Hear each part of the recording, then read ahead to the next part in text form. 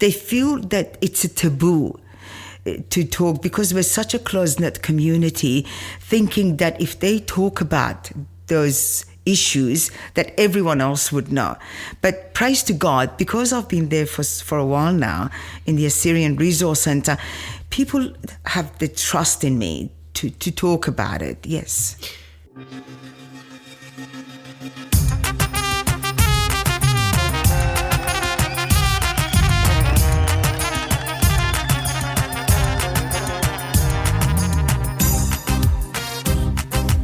G'day and Shalom Aleichem. My name is Ninos Kanna, and in today's episode 181 of the Assyrian podcast, we get to hear from someone that most Assyrian families in Sydney either know or have been helped by. I've known Carmen Lazar for about 15 years now, and initially through Assyrian School, but more recently through the Assyrian Australian Association. Now, Carmen has dedicated her life to our people. You know, we all have a role to play in our nation. It can be as simple as putting your hand up and saying you're Assyrian at a work function, all the way through to representing our nation at large political events. Carmen's love for our nation manifested in day-to-day needs of our community in Sydney. In my opinion, Carmen's work would be most satisfying. I mean, just imagine seeing the look on those gorgeous, doe-eyed Assyrian kids as they learn their mother tongue and form a lifelong love of their nation and community. Or just imagine bumping into a family at the local mall and having a chat, knowing their safety and success in Australia is owed to your help. Talk about career satisfaction. And we get to hear from her today. It's not all lovely stories. Being the trusted face for many Assyrians in Australia, Carmen's got the guts to deal with taboo and difficult issues head on. I'm talking about the blight of domestic violence and the challenges of mental health. For some, it might be confronting to hear, but it's really important that we're honest with ourselves as a community and nation.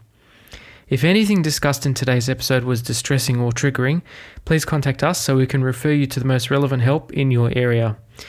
On the topic of serving your nation, sponsoring us also works. We're looking for sponsors. If you or your business are interested, contact us at info@assyrianpodcast.com. Also, show the world how Assyrian you are by browsing our shop.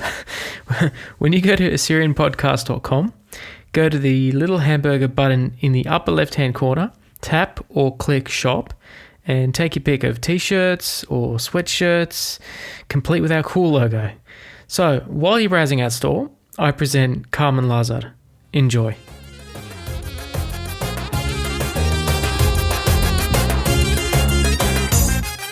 Carmen Lazar, thank you very much for joining us on the Assyrian podcast. Thank you very much for having me. I have known you for, maybe 15 years? Yes, almost. I first met you at Assyrian School. Yes. You were the principal. Yes, I was. You were the principal, yeah. And you've been involved with Assyrian School for such a long time. Yes, I certainly have. Yeah. Do you have any fond memories? Oh, I do, yes. I mean, I can share you my memories, but not all of them were fun. But certainly you'd have some fun memories. Oh, I did, yes. I mean, when I remember when I started first of all, I went to the Assyrian language school myself to learn how to read and write the language. So you went to school here? Yes, I did. Assyrian language school here? Yes, I did. Where were you born? In Tehran, Iran. You were born in Iran? Yes. Okay, and when did you arrive in Australia? We arrived on 10th of April 1971. 71? Yes. Okay, so the majority of Iranian emigres to the West arrived, after the revolution, but you arrived before the revolution. We did, yes. Why would your parents have chosen Australia, or why would they have chosen to leave Iran? Because Iran was good then, no? It was very good. See, my late father, John Givergis, he used to work in the American embassy. He was there for 21 years. So the embassy wanted to relocate us to Washington. And during that time, my late uncle Hubert migrated to Australia in 1970. So being orphans, my father said, no, I have to go and follow my brother. And hence why we came to Australia. Okay, so your father was an orphan? Yes. Okay.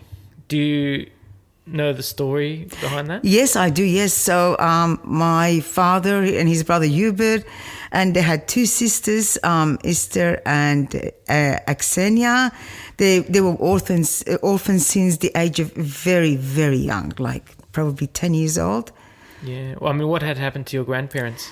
The father was killed. Okay. And yes, and the mother was unwell. Okay. Yeah. I'm sorry to hear. Yes, thank you. I'm sorry to hear. So you moved to Australia in 1971. Yes, we did. You were young. You would have been at school. Very young. Yes. And what were your first impressions of Australia? Well, when we arrived in Australia, obviously, there were only about 4 or 5 families, Assyrian families, that resided in town, in Sydney. So we stayed there for quite a long time and went to school. Yes, and we completed our high school and then completed college. And then my parents said, all right, now we will integrate you into Assyrian community. So you weren't living in Fairfield? No. You were living near the city? Yes, we lived near the city. We lived near the airport. We lived in Coogee Beach, Randwick, then Bronte Beach, and then all of a sudden straight into western suburbs. Was there a culture shock because you would have left Tehran and moved into a beachside suburb in Australia? A very culture shock, yes. We were, I remember when we came to Australia, obviously, because of, being from Middle East and coming to Sydney near the beaches, we were the darkest with our students. Without a tan. Without a tan at all. And all the students were so shocked and surprised because we had black hair and we were dark. And we were surprised looking at them as well. Did they make fun of you? Of course they did, all the time. I remember coming home crying, and I said, Dad, they're calling me names because, I'm a new arrival. And I remember my father said, well, whether you like it or not, you are one. So moving forward, you go back to school tomorrow and just say, look, this WOG girl wants to be your friends, whether you like it or not. So I used to listen to my parents all the time, as we all did. So I went back to school and I said that to those friends and we became good friends then. Really? Yes. Wow. So you just went up to them straight up and said, yes, I am a WOG. Yes. Yes, I'm a WOG and I'm here. Wow. For those that don't know, WOG is a derogatory term for a Mediterranean in Australia. In the UK, that word is incredibly offensive. Yes. But in Australia, it is also offensive, but has been owned by Mediterranean communities and is used now quite cheerily, actually. Yeah. Yes. But you were not really connected with the Assyrian community when you first arrived. Was that something you longed for? That you wanted to be with the Assyrian community when you were young, or was it something that you were really introduced to? No, we were really introduced to. Okay. Yes. Okay. So you would, what would be the extent of your involvement with the Assyrian community when you were young? When we were in town, nothing. It was just basically every Sunday, my parents would bring us to Fairfield to go to church, and that's it. That was it. And that was it. Yes, obviously, when we arrived in Australia in 1971, we didn't have an Assyrian church, so we used to go to English church. It was good for us because we learned English very quickly, obviously. But every Sunday we used to go to church. Yeah. But then, and then 1974, when we had our Assyrian church in Fairfield, so our treat was, every Sunday we'd come in and see our communities and go to church. What was your family's response like, or how did your parents, or how did you feel when you walked into church, Assyrian church, for the first time and had that Assyrian Mass? Do you remember that? Yes, of course I do. I felt like I was back in Tehran. It was so exciting. I thought it was Christmas. And I said, Mother, Father, why don't we just move here? Because, they're from our culture. And my parents' words for us was, well, promise me, you and your sisters that you do very good at school and we'll buy a house in, western suburbs in Fairfield. So we worked so hard. Wow. And you finished high school? Yes. And you ended up moving to Fairfield? Yes. Oh, the whole family did? Yes, the whole family did, yes. Okay. Did that feel like a homecoming? It was. It was so comfortable. It was like a comfort zone. Yeah, because the whole community was there. Yes. Yeah. I feel like today a lot of Assyrians, particularly the Assyrians born here, want to escape from their own culture in the sense of leaving Fairfield. Maybe not escape from their own culture. Or I guess maybe for some people it is escaping from their own culture, but just being separated physically from, their culture, whether it's Fairfield or whether it's Turlock or whether it's Skokie, they just want to leave. But then you were excited to arrive into it. Absolutely. Very excited to arrive into it. Yes. Yeah, that's very good. What sparked because you've been, for those that don't know, you've been involved in the Assyrian community for many years. Yes. Whether it's in the Assyrian Australian Association or whether it's through the Assyrian School or the Assyrian Resource Centre. What was the spark inside you to serve? Just my culture. I love my culture. I love being Assyrian. And I am who I am. And hence why I was striving to find, young people that spoke my language. I wanted to be friends with them. And then I said to my parents, I want to go to church.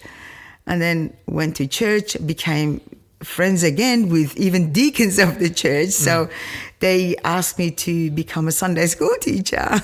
Wow. When was this? That was in year early 1980s. What is it about our community that you love?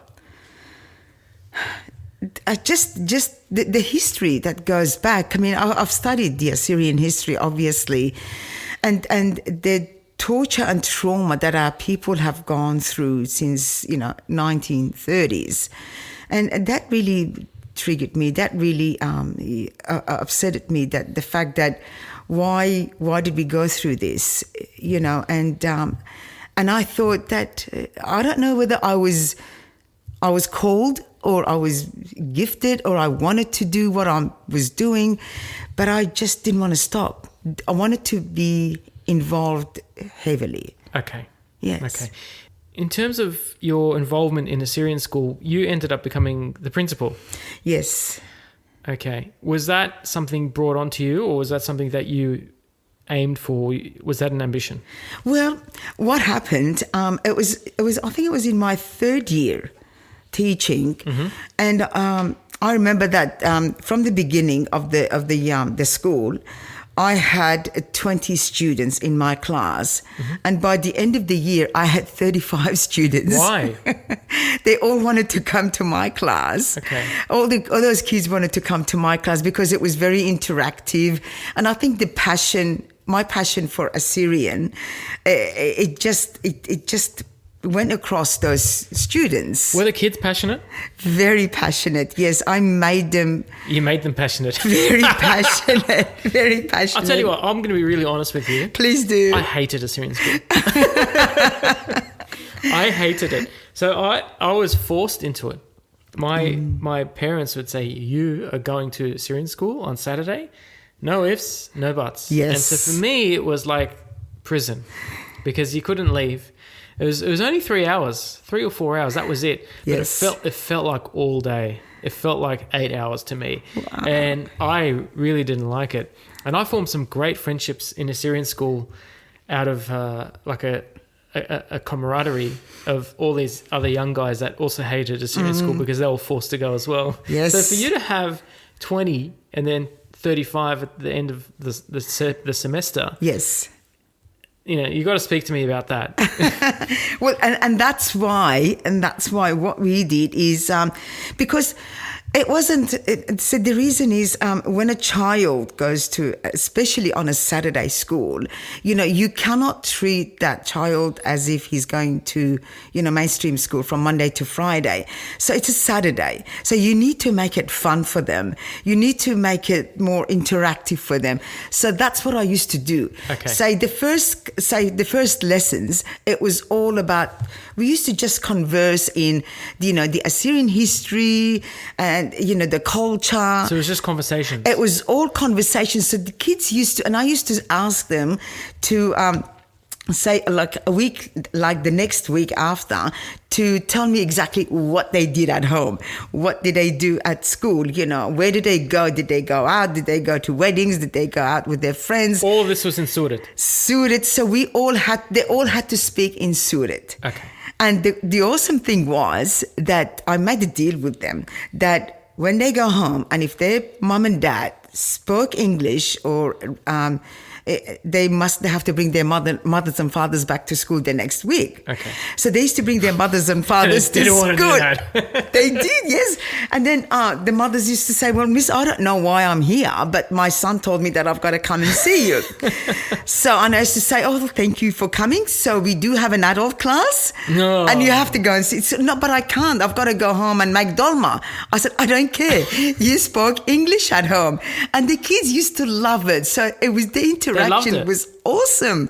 Absolutely. Yeah. So the kids used to say, oh, Mom, if you speak one word English, you're coming with me. Oh, wow. So it was all Assyrian. So we made it fun. It was, yeah. And whereas English class, so I remember that there was an adult class. Did participation in that class grow? Yes, okay. Absolutely. And there were Assyrians. Yes, there were Assyrians, yes. I think that was such an important class, that adult class. It's still around today, right? Yeah, not anymore, unfortunately. Not anymore. And the reason for that is because, we've got, because of the parents, going, socializing in different ways. And also because of the school system in Australia has changed. So how has it changed? Well, because what happens now, it's all about working with children, checks that they've got to do, and the parents cannot come to the school, and so it's just a different policy. Okay, it's a different education policy, and that's why, unfortunately, the parents aren't able to go to school. But I'm glad that when I was there that they went, because they had to. Otherwise, I would have gone to their home and said, right, talk Assyrian. When did you finish up at Assyrian School? Well, when I became a principal, and before that... Which year was that?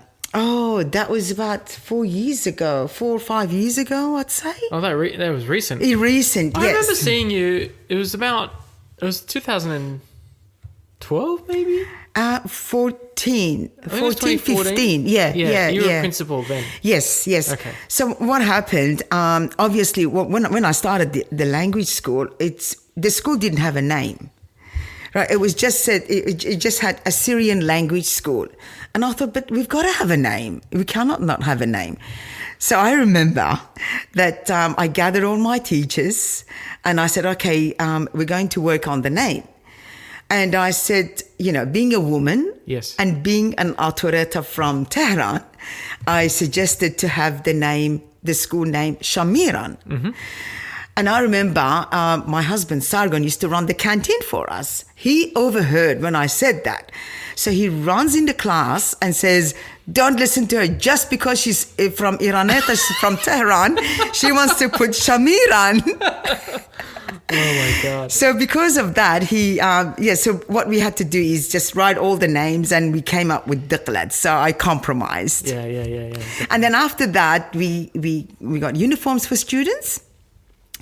And then after that, we published 7 textbooks in the Assyrian language, and also syllabus. And then we did other nationalities would go to the Department of Education and wanting to have the same model as we did. So the Department of Education used to send those nationalities to our school and ask myself if I could help them to establish a school for them, which was great for the Assyrian Australian Associations because we were doing such a great job with education. Yeah. That's really good. Yeah. I'm glad we're talking about school, but you're much more famous in the community for your other work in the ARC, in the Assyrian Resource Centre. Mm-hmm. And that was formed in the 80s. Yes. Were you involved from the start, or was it something that you entered in a bit later? No, I entered in a bit later.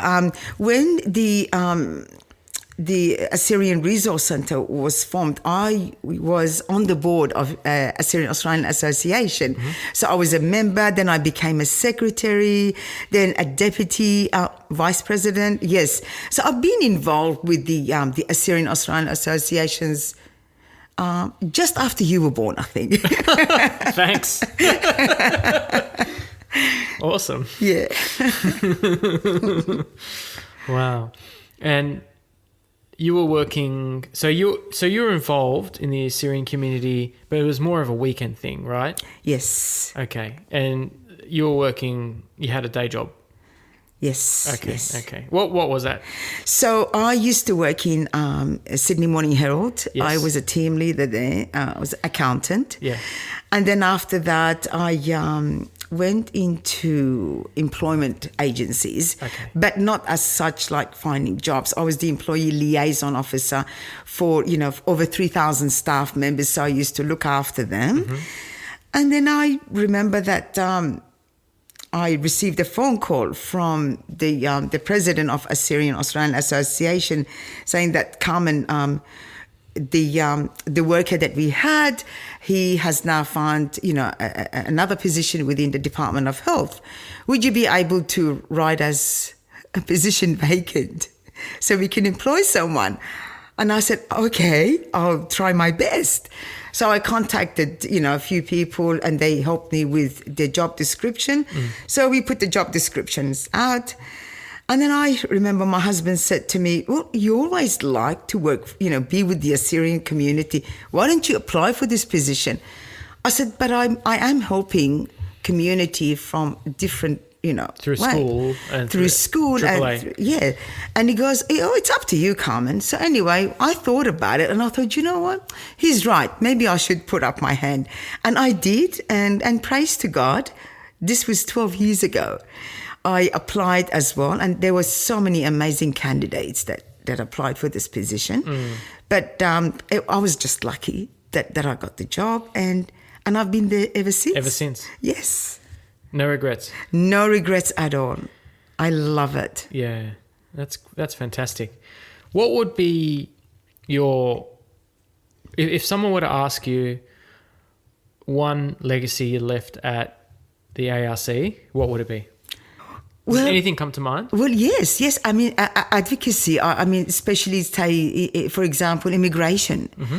Immigration. I remember when I had the liaison officers from Department of Immigration came and saw me, and they said, "Oh, look, Carmen, please, can you tell?" It was that time that people were coming by boat and by airplane. 2000. Yes, but it wasn't our people, but they came and saw me. And then I thought, geez, our people don't do this. So I said, sure, no problems. I will let my people know. Mm-hmm. As in, don't come by boat. That's right, yeah. But I never did it. So 2 weeks later, I emailed the department and I said, I've told my people, do not come by boat. However, their applications are getting rejected. So shall I tell them to come by boat? What did they say? And to my surprisement, the day that it was going to be announced, I was in Parliament because the Secretary General from Immigration Office called all the religious leaders from Australia to come. And I remember our religious leader, Marmila, said to me, Carmen, we're not immigration. Could you please go in my place? And I said, I will definitely go. Thank you. So I remember when I went into to the Parliament, to the meeting, and I went into a wrong room, and it was a media room.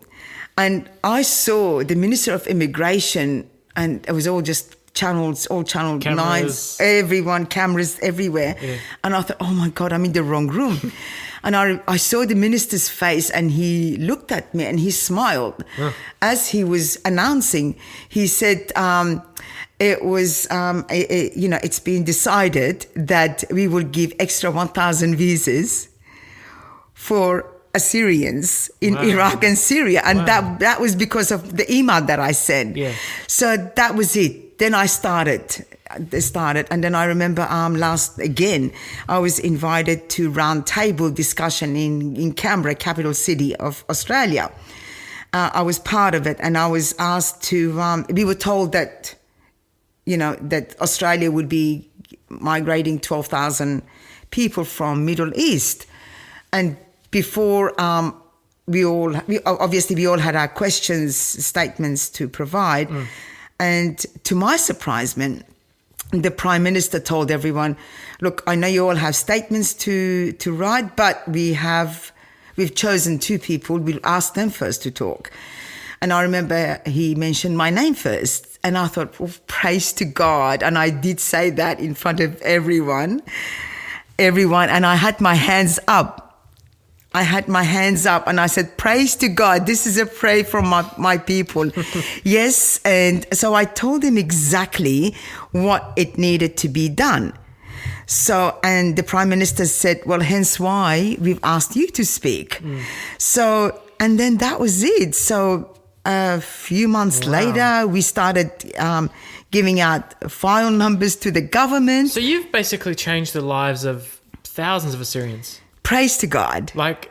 Yes. How does that make you feel that, thousands of Assyrians are here and living in Australia? Yes. How does that make you feel? Overwhelmed with joy. I mean, can I just tell you something? When I was a very young girl, I always wanted to be a nun. Why? Always, I was very close to church. Even from Tehran, I was very little, but I was in a choir group. So I always wanted to be a nun. And my parents said... We didn't have nuns in the church. No, exactly. So my parents said, you can't, Carmen, because, we're not Catholic, so we don't have nuns. Yeah.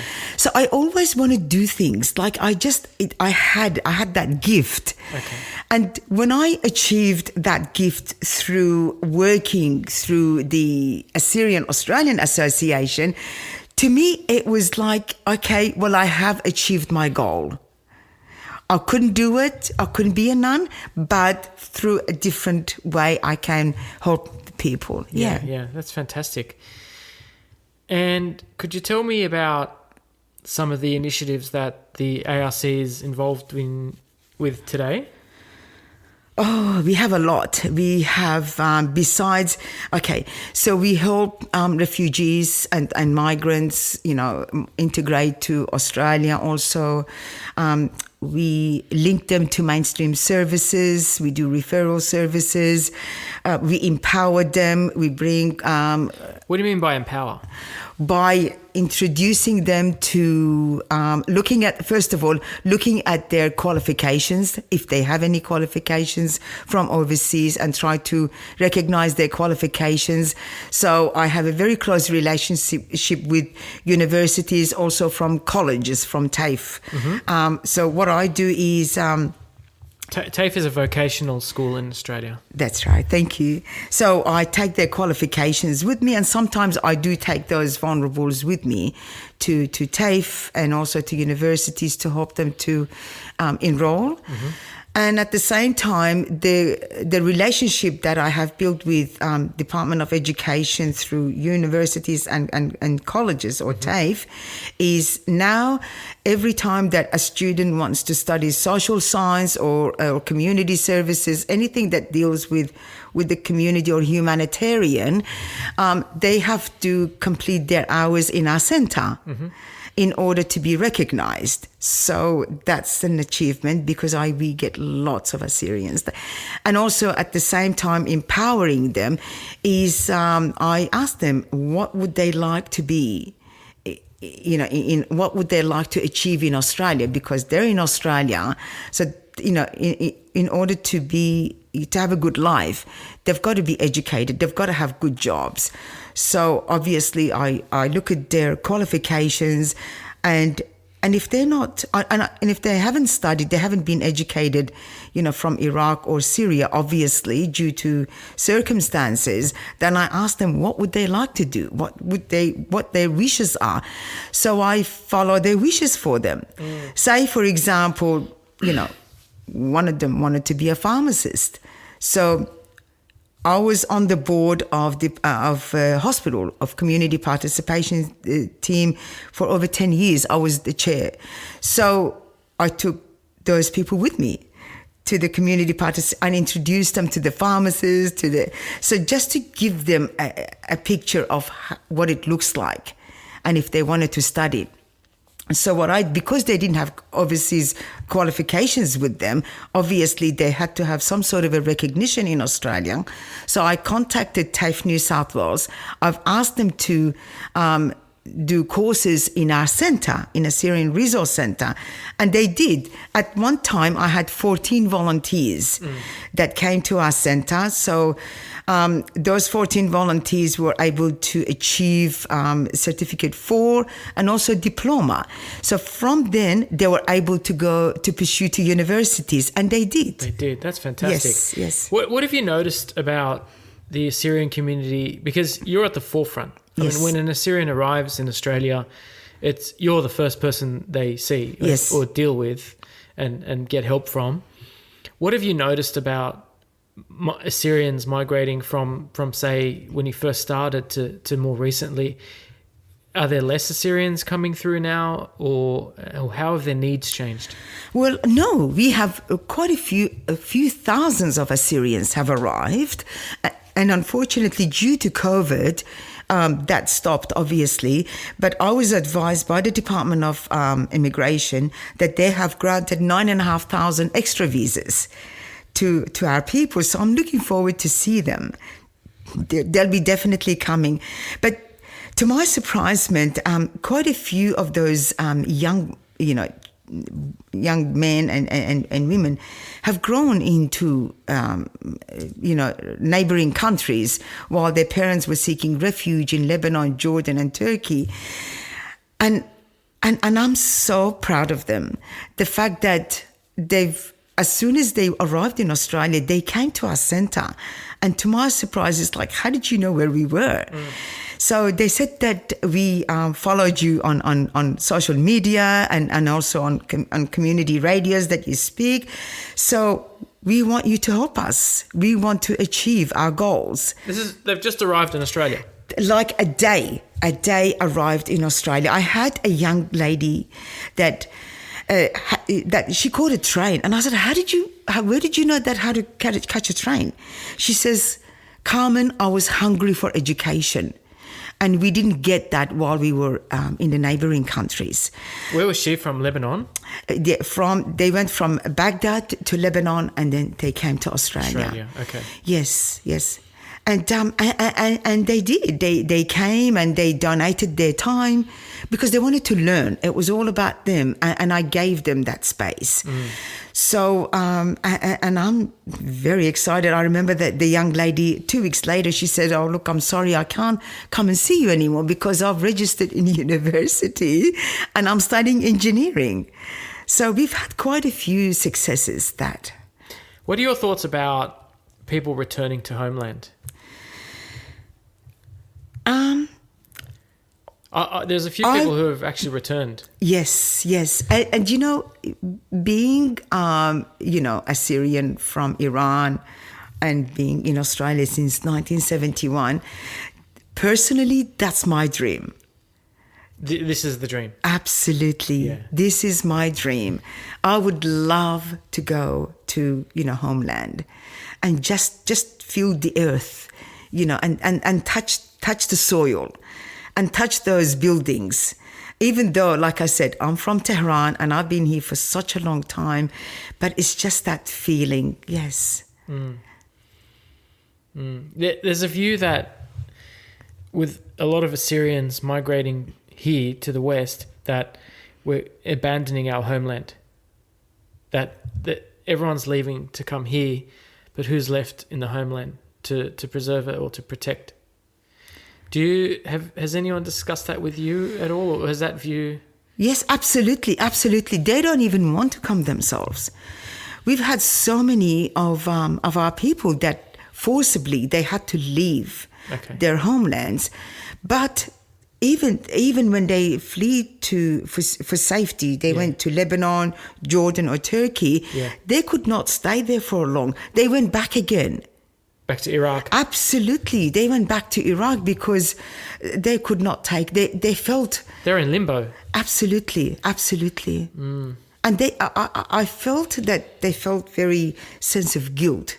Okay. It's like, why would I want to leave my homeland? Okay, so you get that sense of guilt all a lot. the time. Oh, absolutely. Even when they arrive in Australia, 6 months later, 1 year later, they want to go back again. But I say to them, please don't do that. At least become an Australian citizen before you go. Is it just out of guilt? Are there other reasons, or is it just? No. It's just they feel homesick. Okay. Yes. Very much. Yeah. Even though Fairfield here in Sydney, it's like, I can imagine little it's Baghdad. Exactly. Absolutely. It's little Baghdad, but still it doesn't satisfy them. Have you noticed any different issues that Assyrians have to deal with when they arrive in Australia? Have those issues changed? No, unfortunately, they haven't changed. They've gone worse. How so? Well, obviously, being like English being their third language, Assyrian, Arabic, and then English. Yeah. Arriving to Australia, and unfortunately, as much as Australia is a wonderful country, but has policies that, it's out of our hands. So, and those policies are, say, for example, if you want to get a job, you've got to have a local work experience in order to be employable. So obviously those vulnerables that have arrived in Australia, English their third language, it will take them for a while for them to learn the language. So hence why they're unemployed, and hence why they cannot provide food on the table. Well, they can. We have, Department of Human Services, it's called Centrelink, that pays, social payments. Yeah. But still, sometimes it's not enough because of, the high rent and, high living conditions. So then, unfortunately, domestic violence arises. Okay. Because the father is stressed because the mother keeps saying, look, how am I going to provide food on the table, or how am I going to provide, a proper school uniforms or any other necessity for our children? So domestic violence, when I say domestic violence, it's not just, abusing physically, their wife, even the wife, the husband. It's not just the man to the woman, but just verbally, or taking control of, the financials, taking control of life. So psychological control. Very, very. And then again, from that, health issues arises. The health issues are not just like mental health issues just for the couple, the husband and wife, but even their children. And that way, education for some, it's just tormenting. They can't. These issues like domestic violence and mental health issues, they're not even talked about, and you're talking about them. Yes. What's the response when you talk about them? Do you get people saying, we don't want to talk about this? Oh, absolutely. See, I've had the only way that I can go around of trying to get the informations and obviously help them would be when they come and see me saying, for example, look, I need a house. We can't afford it. We can't afford the rent. I need to apply for Department of Housing because it's cheaper rent and it's affordable. And then I say, well, look, I can't help you. You've got to have an issue for me to be able to, speak to the Department of Housing, and then they start talking to me about it. Okay. Otherwise, no, unfortunately, they feel that it's a taboo to talk because we're such a close-knit community, thinking that if they talk about those issues that everyone else would know. But praise to God, because I've been there for a while now in the Assyrian Resource Centre, people have the trust in me to talk about it, yes. You've had seminars about these issues. Yes. And the participants have been mostly women. Yes. And do they open up, or is it still very one-directional and they don't want to open up? They're still very closed about it. It's always okay. So what I did at one stage, we call it a devil's advocate. So I had about 30 women in a room, and I brought a devil's advocate who is a very well-known lawyer, and so she. So I, she sat there. And then I said, look, okay, so I brought a psychologist. So, indirectly, it was, the session was about, I named it family relationship. So when the psychologist asked, has anyone got any issues, like marital issues or with their children? And they started looking at each other, thinking, oh, no, of course not. There's no issues. I'm fine. There's nothing wrong with my family. I love my husband, my children listen to me. They always, obey my husband and I, no problems. And then my beautiful devil advocate, who has no issues, put up her hand. She said, I have issues. And everybody just like shocked. And they all looked at it. It's like, no way. It's like, she looked at them. She goes, but why no way? I'm a human being. They said, but you can't. And she said, but I am. I can. And I'm not ashamed to talk about it. And hence why we are here. So we need to help each other. He wouldn't believe it, Straight after, I had hands rising. Really? Yes. And they all started talking about their own issues. And so the course, it was a course. It was like a workshop. That was for about 6 weeks. And they wanted this to go on and on. Do we as an Assyrian community have a problem with domestic violence? Of course we do. Is it worse than other communities? No, it's not. It depends. But the only domestic violence that we have, it's because, I've had majority of, the arrivals that come in because, the husband was the breadwinner in Iraq or Syria. And obviously the wife was at home cooking, cleaning, looking after the kids. So she had no say in the matter. But as soon as, the arrival to Australia, the wife said, well, look, no, I can talk now. And obviously, the man is very disappointed that the wife is now, talking over him. And so that's why all these issues arises, because they're not used to that lifestyle. I see. Very interesting. It's something that I've never, ever spoken about, dealt with. No. But it exists. No, absolutely it does, yes. And you're raising it? Absolutely, yeah. Have there been any interventions that you've made that have made women's lives better? Oh, absolutely. See, for example, say with the Assyrian Resource Centre, the office, people think that we're only open 2 days a week, like for casework days, which is Mondays and Wednesdays. However, we're open from Monday to Friday, but the other days are all for, confidential cases. Okay. I didn't know that. Yeah. Honestly. So the reason, someone's in the office even though it's closed?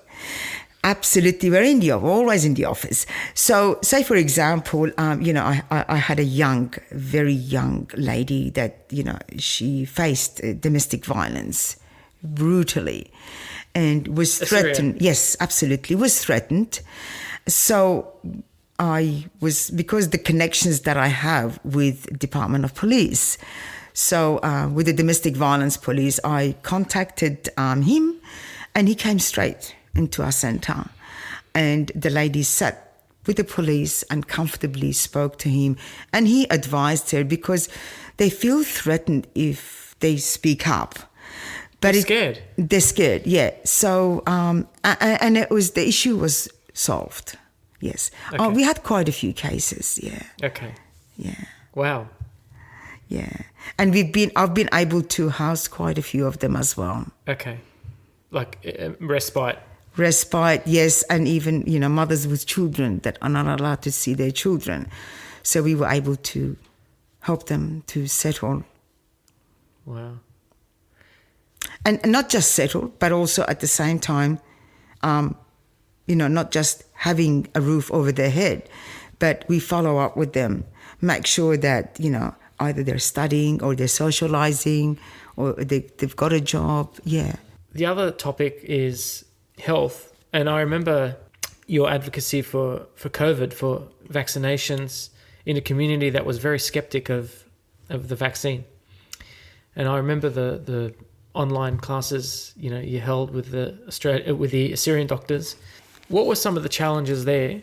And could you also talk about how you deal with some of the other issues that Assyrians have when it comes to mental health? Okay, COVID was a very, very big challenge, especially for our community. And the reason for that was because when it first started, it was our community was getting so many mixed messages. It wasn't their fault. It wasn't until I received a phone call from Department of Health saying, well, Carmen, your people are not getting vaccinated. Is there an issue? Because, other suburbs, other states are getting, slowly they're getting vaccinated, but your community, because they could tell which communities were getting vaccinated. So because of that, and I thought, okay, no problems, I'll look into it. So I remember contacting, one morning I was driving to work, and then I thought, geez, what can I do to help our community? And we didn't want it to be, I didn't want my community, I love my community, I didn't want them to be the center of, the negative press. Exactly, because they're not. It's just because they were getting those mixed messages and they didn't know what to do. What were the mixed messages? Oh, you will die, or your DNA will be transferred to someone else. And it's just like, you will have dementia, and you won't be able to bear children. So there are so many mixed messages that, it was just so irrelevant. Yeah. So because of that, I contacted our Assyrian doctors and I said, look, I need help. So I remember gathering about 12 Assyrian doctors, and I had a meeting with them and I said, look, I need your help. Our community needs your help. You speak the language and you know exactly what it is. So, and they were happy to work with me. So our very first social media, what I also did, obviously, being, Assyrian Christians. So I asked our bishops from the 3 different denominations, from Assyrian Church of the East, from Assyrian, of the Old Calendar, and also the Catholic Church, the Chaldean Church. And I was so happy that they came on board, and they all spoke about it. The religious leaders said, yes, we all have had vaccine. Nothing has happened to us. And then so... I've got to say, to his credit, Marmilis was very vocal about this. Yes, and he absolutely. is very firmly, advising people to get vaccinated. Yes, he was. I remember that. Yes, and I was so Credit to him for excited. that. Absolutely, thank you. And I was so excited, the fact that, that you're saying it's like I was the first one to get vaccinated, he said. So I'm here talking to you and I'm smiling. There's nothing wrong with me. So that, I remember him talking, the Chaldean and the Old Calendar. And after that, there were questions raised, to the doctors, what happens if I get vaccinated?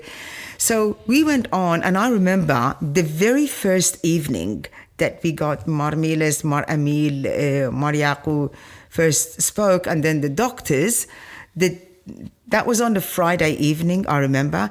And then on a Saturday, we had about 80% of our people got vaccinated. Really? On a Monday, I received a phone call from Department of Health, said, what happened? Wow. So it was exciting, and hence why we started, having those sessions every week for our people to hear. And it wasn't just for Australia, it was just for overseas. Yeah. And then after that, obviously, when it was total lockdowns, then I brought a family relationship person, then I brought a psychologist person to talk to us of what can we do while we're sitting at home, isolated. So that really helped our community tremendously. Were there any mental health challenges you noticed in the Assyrian community during the lockdowns? Oh, absolutely, absolutely. And the reason why was because our elderly, because being such a close-knit communities, we visit our parents, we visit our grandparents, our aunties and uncles. And because of COVID, unfortunately, we couldn't visit any of them. And it was just one phone call away. And that really, it was a stress. It was hard. Stress. It was very hard. Really tough. Yes. Yeah. The boredom turned into something worse. And for me, but also for a lot of other people. Yes. But also, I'd like to commend our churches that they all, even with their priests and deacons, shamash, qash, they all started contacting the families just to see how are they, if they needed any food assistance or any issues.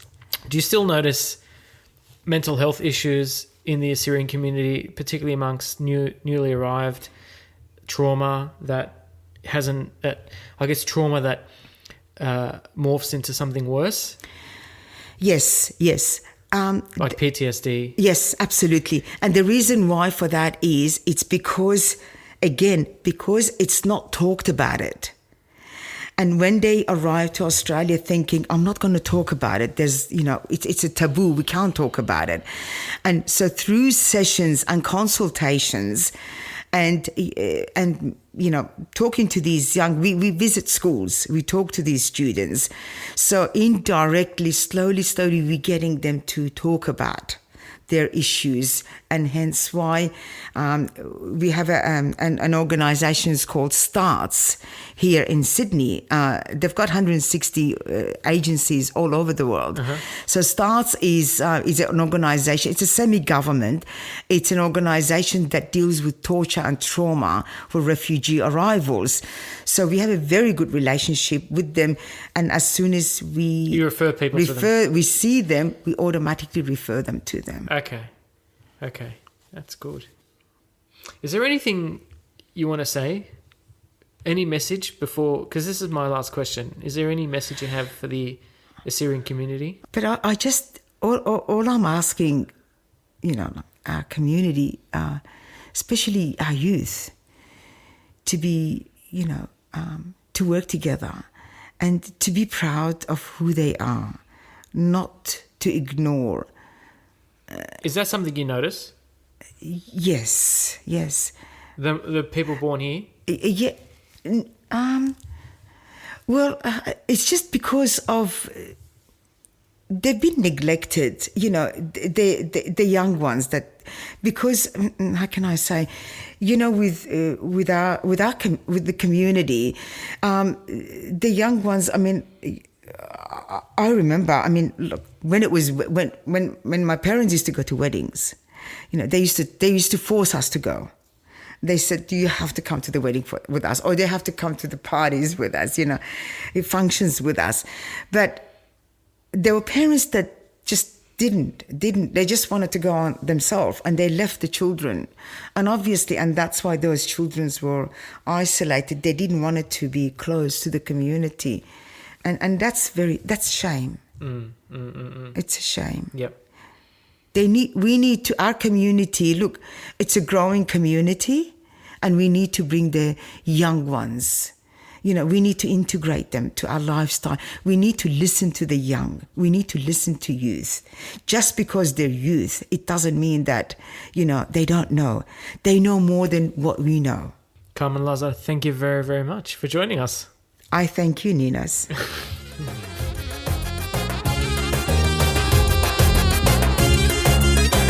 And there completes episode 181 of the Assyrian podcast with Carmen Lazar. Hope you enjoyed our chat, while browsing our store, of course. Coming up for episode 182, we hear a Canadian story with Odessa. Looking forward to it. Take care and cheers.